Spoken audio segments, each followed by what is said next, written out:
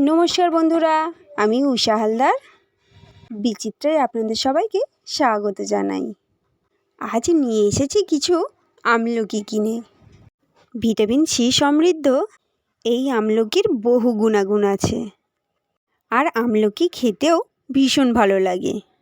আজ করব আমি দুরকমভাবে আমলকি মাখা। একটা খেয়েছিলাম আমি তারকেশ্বর যেতে রেল স্টেশনে। ওই আমলকিটা খেতে আমার ভীষণ ভালো লেগেছিল। তারপর থেকেই আমি আমলকি প্রতি শীতকালে ওইভাবেই বানাই। বেশি কিছু উপকরণ এতে লাগে না। চলুন আপনাদেরকে একবার দেখিয়ে দিই। প্রথমে আমলকিগুলো খুব ভালো করে ধুয়ে নিয়ে তারপরে কুচি কুচি করে কেটে নেবেন। তারপর আমলকি কাটা হয়ে গেলে ওর মধ্যে কিছুটা নুন মাখিয়ে নেবেন।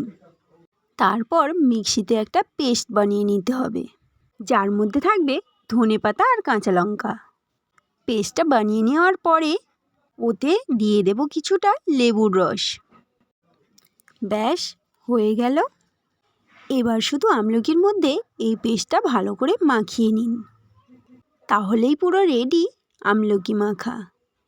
দারুণ দারুণ খেতে হয় এটা। এভাবে আমলকি মাখা করলে মনে হবে খেতেই থাকি খেতেই থাকি। এই স্বাদ মুখে লেগে থাকার মতো। একদিকে টকটক, একদিকে ঝালঝাল, অসাধারণ স্বাদ হয় এটা। আগে যদি না খেয়ে থাকেন জাস্ট একবার বানিয়ে দেখুন, তারপর কমেন্টে জানাবেন কেমন লাগলো। আর এইভাবে বানিয়ে রোদে শুকিয়ে কৌটোর মধ্যে ভরেও রাখতে পারেন, যেটা সারা বছর একটু একটু করে খেতে পারবেন। সত্যি বলছি, এই স্বাদ মুখে লেগে থাকার মতো, দারুণ লাগে। আমার ছেলে কৌস্তবের তো আমলকি ভীষণ পছন্দের। আর এইভাবে বানালে ও তো শোকানোরই সময় দেয় না, তার আগেই সব শেষ করে ফেলে। আমলকি খাওয়া তো স্বাস্থ্যের পক্ষে ভীষণই ভালো। আর এই এক ধরনের আমলকি মাখা। কিছুটা ধনেপাতার পেস্ট মিক্সিং জারে রেখে দেবেন, তার মধ্যে কিছুটা আমলকি দিয়ে পেস্ট বানিয়ে নেবেন। শীতের দুপুরে কিংবা ছুটির দিনে জাস্ট জমে যায়। আর এই পেস্টটাকে যদি গরম কড়াইতে দিয়ে ভালো করে কষিয়ে পুরো শুকনো করে নিলে, ভালো করে জলটা শুকিয়ে কৌটোয় ভরে রাখলে এটাও অনেক দিন চলে।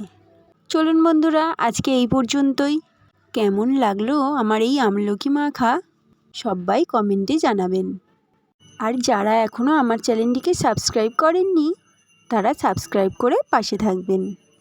ধন্যবাদ সবাইকে। সবাই ভালো থাকবেন, সুস্থ থাকবেন আর সাবধানে থাকবেন।